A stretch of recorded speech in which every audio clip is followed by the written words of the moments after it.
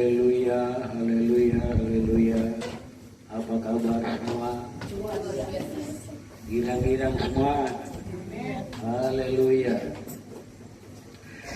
Puji Tuhan, sudah dikasih dalam Tuhan kita Yesus Kristus. Kalau kita kembali boleh berada pagi hari ini, ya sudah tentulah tujuan kita mau datang beribadah, memuliakan Tuhan. Karena Tuhan sudah tolong kita sepanjang minggu yang sudah, sampai kita boleh berada saat ini. Kita tahu semua ini karena kasih pertolongan Tuhan. Sebab itu kita membalas kebaikan Tuhan. Kita telah memuliakan Tuhan dengan persembahan puji-pujian. Dan sekarang kita mau datang, mau dengar kebenaran-kebenaran firman Tuhan. Sebab firman Tuhanlah yang menjadi petunjuk kepada kita. Tanpa firman Tuhan kita tidak mengetahui apa-apa. Amin. Tanpa firman Tuhan kita tidak tahu apa-apa. Tapi kalau ada firman Tuhan, Dia yang memberikan petunjuk, Dia memberikan peringatan kepada kita.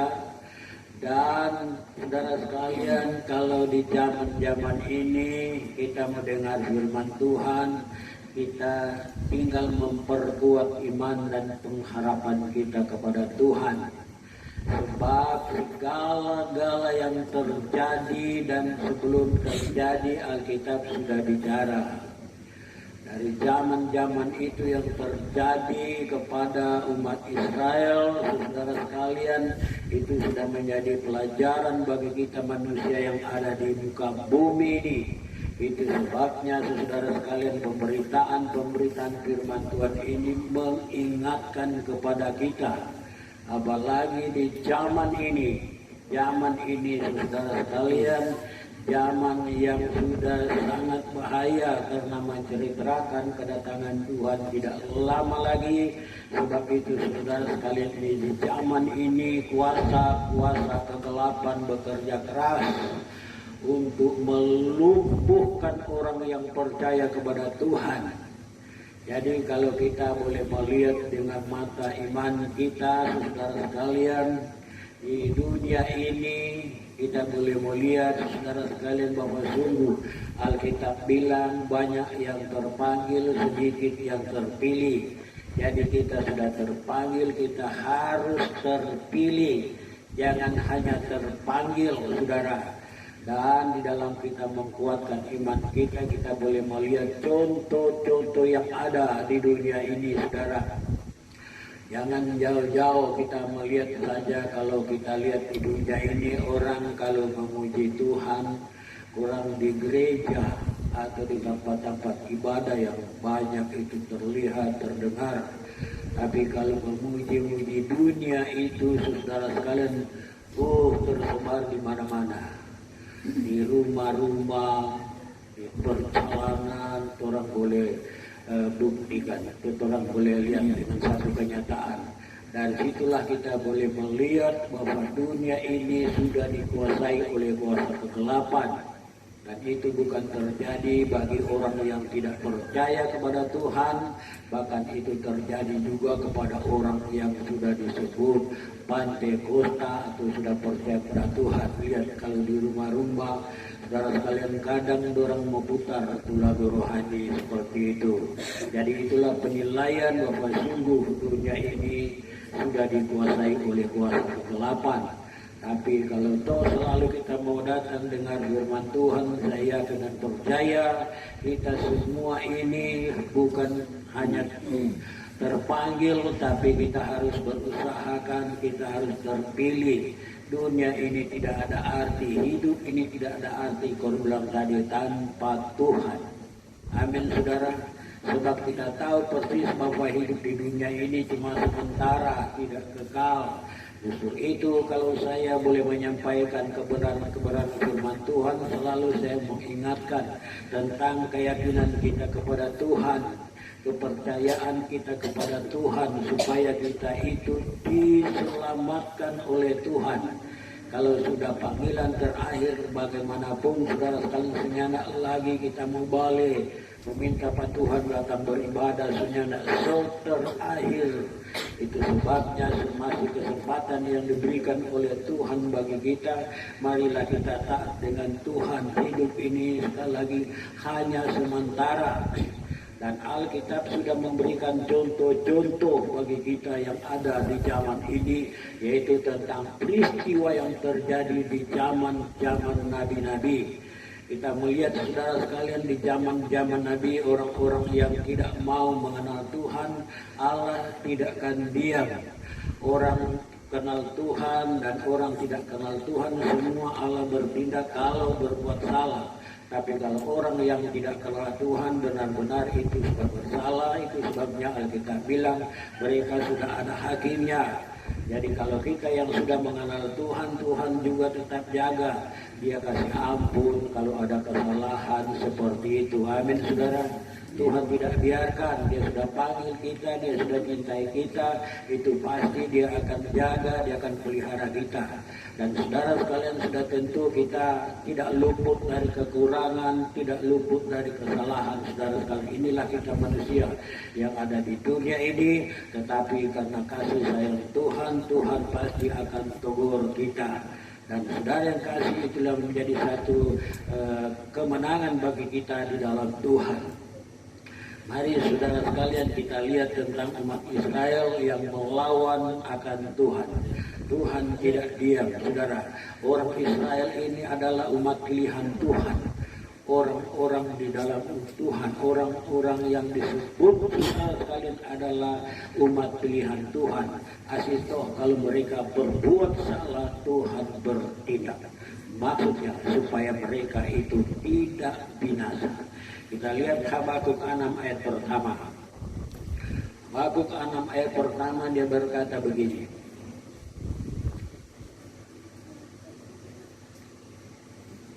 Sekali lagi Habakuk 6 ayat pertama dia berkata begini.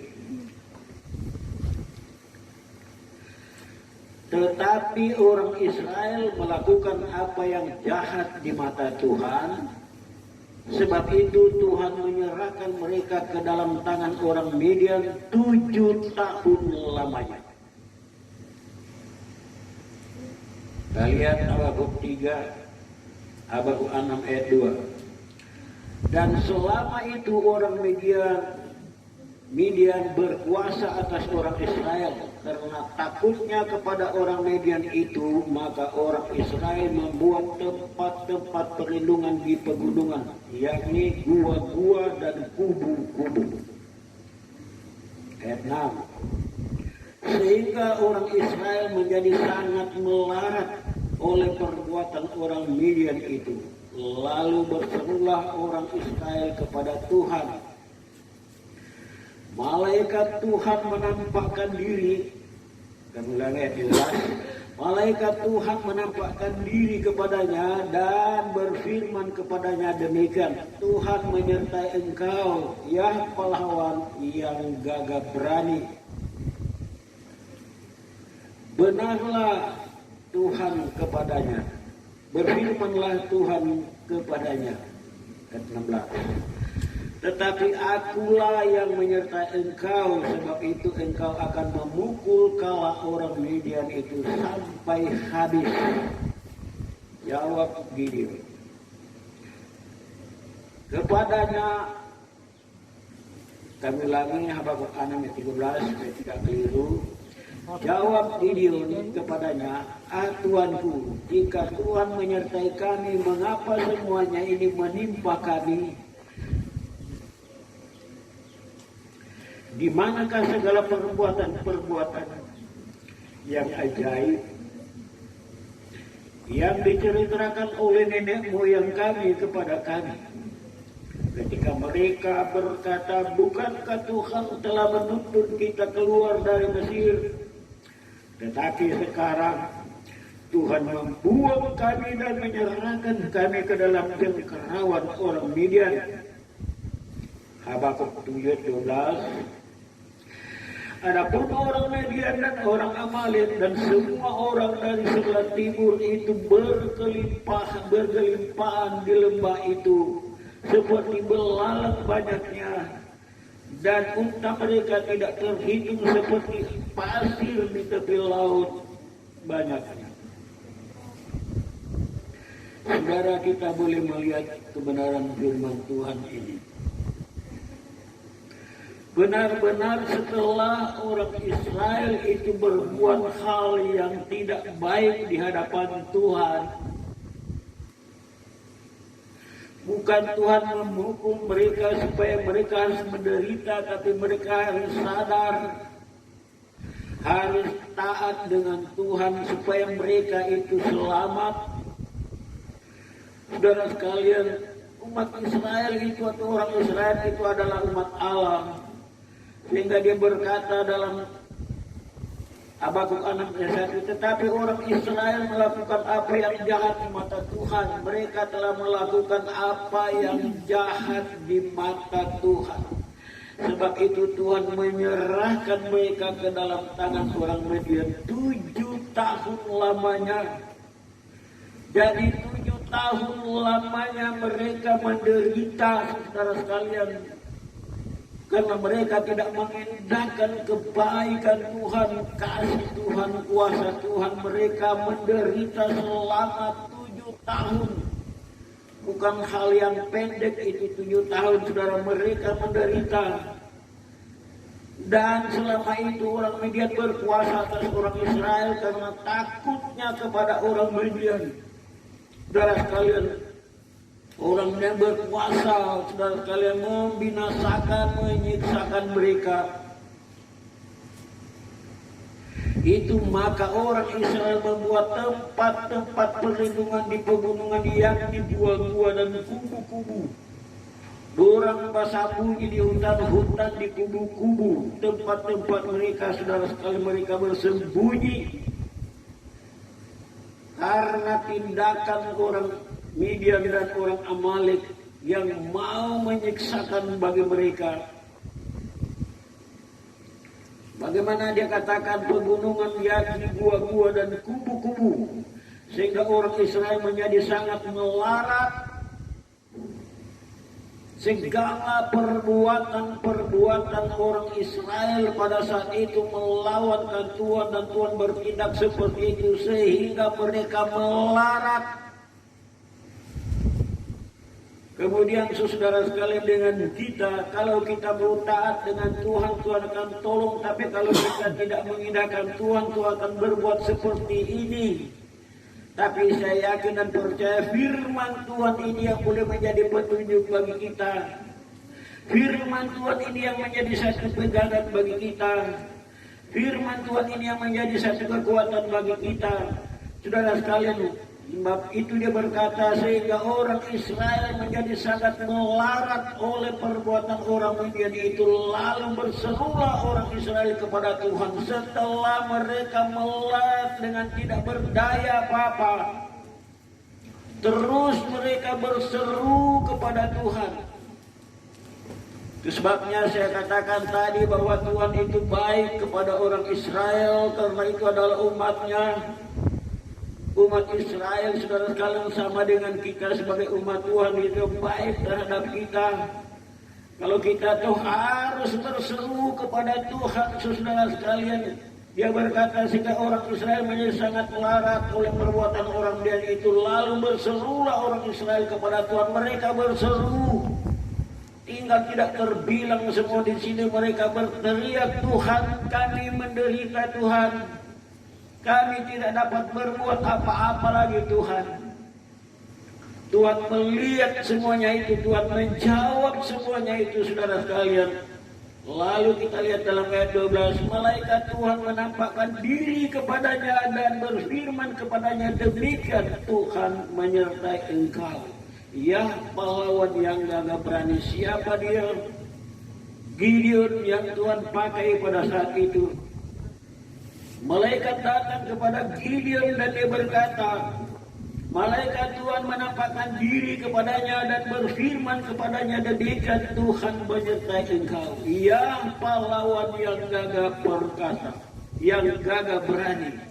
Gideon, pahlawan yang gagah dan berani, yang melawan semuanya. Dia telah melihat kemurnian, kebersihan, kesucian hati daripada Gideon, sehingga dia pakai Gideon untuk melawan musuh yang luar biasa jumlahnya, saudara sekalian. Dan dari situ Tuhan kembali memperlihatkan kuasanya pada zaman itu. Saudara sekalian, ayat 16, berfirmanlah Tuhan kepadanya, tetapi akulah yang menyertai engkau. Tetapi aku yang menyertai engkau, sebab itu engkau akan memukul kala orang Midian itu sampai habis. Saudara sekalian, itulah kuasa Tuhan. Tuhan itu sangat berkuasa, saudara. Tidak ada yang bisa pele kalau Tuhan sudah bekerja. Tidak ada yang dapat menghalangi kalau Tuhan sudah berkarya. Saudara sekalian, kalau melihat dengan jumlah yang ada ini, sudah tidak mungkin dia akan dapat melawan ini, saudara. Tetapi karena Tuhan yang penuh kuasa itu, berfirmanlah Tuhan kepadanya, tapi akulah yang menyertai engkau, sebab itu engkau akan memukul kala orang Midian itu sampai habis. Jawab Gideon ayat 13. Kepadanya, Tuanku. Masih tanda tanya Gideon menjawab sini. Jawab Gideon kepadanya, Tuanku, jika Tuhan menyertai kami, mengapa semuanya ini menimpa kami? Gideon mengetahui semua peristiwa yang terjadi kepada umat Israel yang keluar dari Mesir. Kuasa Tuhan yang telah dinyatakan, dan sudah tentu dia kecewa, gelisah melihat peristiwa yang terjadi kepada mereka pada saat itu. Sehingga manakala malaikat datang kepadanya, dia memberikan jawaban. Jawab Gideon kepadanya, Tuanku, jika Tuhan menyertai kami, mengapa semuanya ini menimpa kami? Di manakah segala perbuatan-perbuatan yang ajaib yang diceritakan oleh nenek moyang kami kepada kami? Ketika mereka berkata, bukankah Tuhan Allah menuntun kita keluar dari Mesir? Tetapi sekarang Tuhan membuang kami dan menyerahkan kami ke dalam cengkerawan orang Midian. Kita hidup di dunia ini sudah banyak tantangan yang kita akan hadapi. Bukan hanya jemaat, bukan hanya pimpinan, semua kita sekali hidup di dalam Tuhan itu banyak yang kita akan hadapi. Tetapi tinggallah ketaatan kita, saudara, kepada Tuhan. Sehingga itu, saudara sekalian, Gideon, sekali lagi saya bacakan, dia berkata, Tuanku, jika Tuhan menyertai kami, mengapa semuanya ini menimpa kami? Kenapa kalau Tuhan menyertai kami, kenapa kita menimpa seperti ini? Kata Gideon.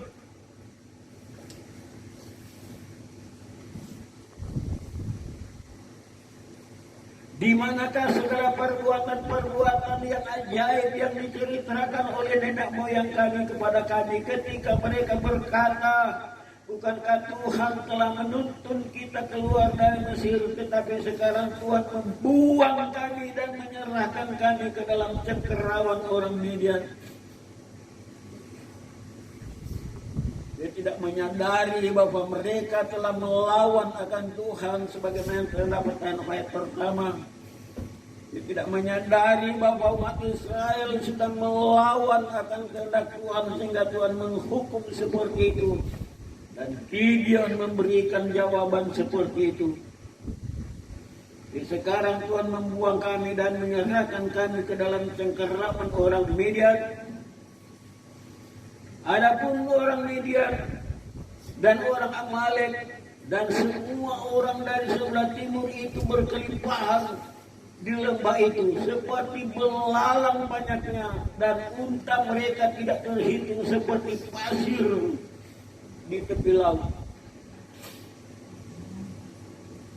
Gideon mau menghadapi semua ini, saudara. Gideon dipakai oleh Tuhan. Kita boleh melihat ayat-ayat selanjutnya, saudara. Pasukan Gideon itu atau tentara Gideon itu, saudara, ada 32.000 orang. Banyaknya. Tapi jumlah orang-orang Midian dan orang Amalek itu tidak terhitung banyaknya. Jumlah orang Israel itu yang mau berperang itu hanya 32.000 orang. Tapi dengan demikian, karena Allah melihat kekompakan mereka yang tidak sungguh-sungguh pun seperti itu, maka Allah memerintahkan kepada Gideon, apabila ada yang merasa takut, boleh mereka kembali ke tempat perkemahan mereka. Maka kembalilah orang Israel itu dengan jumlah 22.000 orang. Pulang tinggal 10.000 orang yang mau berperang melawan orang-orang Amalek.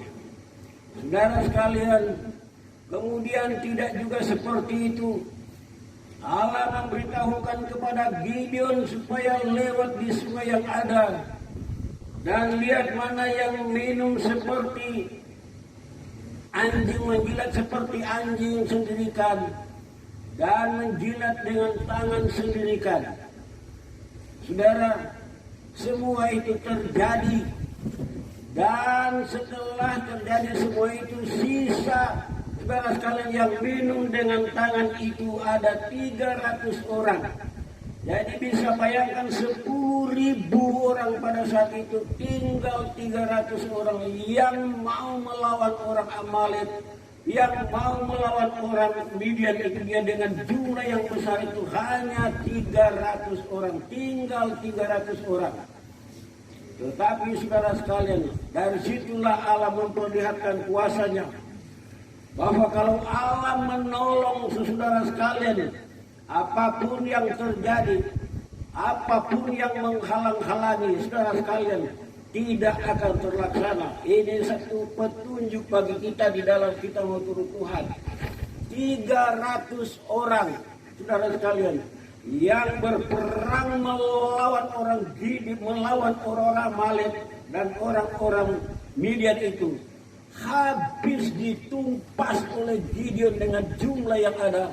Bahkan raja-raja mereka pun ditangkap dan dibunuh oleh Gideon.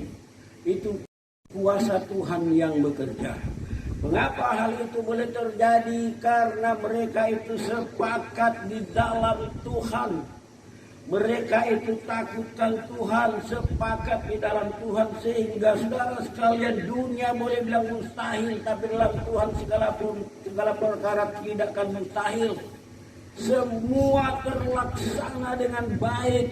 Saudara sekalian, itulah kita. Kalau kita sepakat dalam Tuhan, segala perkara akan terlaksana karena kasih kuasanya Tuhan. Kalau kita tidak taat dengan Tuhan, Tuhan akan menghukum kita, saudara. Ini janji-janji Tuhan. Yang selalu saya mengucapkan ini hanya berbicara tentang keselamatan. Sebab kalau kita sudah dipanggil oleh Tuhan, tidak lagi bisa kita kembali. Kita harus taat dengan Tuhan. Sebab kalau kita tidak taat dengan Tuhan, Tuhan akan menghukum seperti ini. Mengapa kita harus susah? Mengapa kita harus menderita? Mengapa kita tidak ada ini, tidak ada itu? Saudara sekalian, karena kita ada salah dengan Tuhan.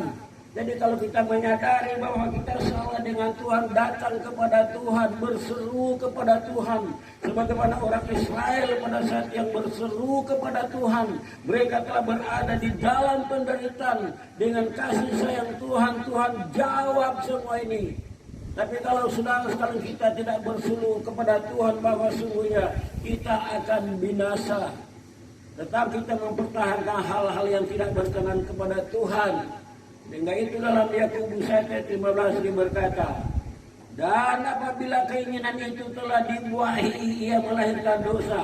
Dan apabila dosa itu sudah matang, ia melahirkan maut. Jadi saudara sekalian, Tuhan tidak diam. Tuhan selalu kasih peringatan, jangan. Dan saudara sekalian tidak mengindahkan, maka kunci atau puncak terakhir itu adalah maut. Kemana kita harus pergi. Jadi kesempatan yang baik yang diberikan oleh Tuhan hidup di dunia ini. Mari kita taat dengan Tuhan dengan tidak melihat ke kiri dan ke kanan. Saudara sekalian, kalau saya merenungkan saudara sekalian tentang Musa memimpin orang Israel. Sebenarnya hanya 40 hari tapi terjadi 40 tahun. Termasuk saudara sekalian kekerasan umat Israel pada saat itu. Hampir Musa tidak sanggup mempertahankan itu. Sehingga Tuhan mereka saudara sekalian menuntut kepada Musa waktu itu mereka dalam keadaan yang haus dan luar biasa. Akibat marahnya Musa, Tuhan perintahkan pukul air 1 kali saya dibagi itu. Maka Musa pukul 2 kali. Akhirnya Musa pun saudara sekalian ditegur oleh Tuhan. Sehingga saudara sekalian dia pun tidak tembus ke Kanaan yang sudah dijanjikan oleh Tuhan. Jadi seperti itu. Jadi inilah kita di dalam Tuhan. Saling mengasihi, saling mencintai. Kita semua ini hanya hidup di dunia ini. Tujuannya adalah apa? Mencari keselamatan. Hidup yang ada di dunia ini dan keselamatan yang ada di dunia ini. Jadi itulah kebenaran firman Tuhan bagi kita semua. Saya yakin dan percaya Tuhan sudah memberkati kita lewat kebenaran firman Tuhan yang ada. Mari kita bangkit berdiri, kita nyanyi satu kor, kita masuk dalam doa.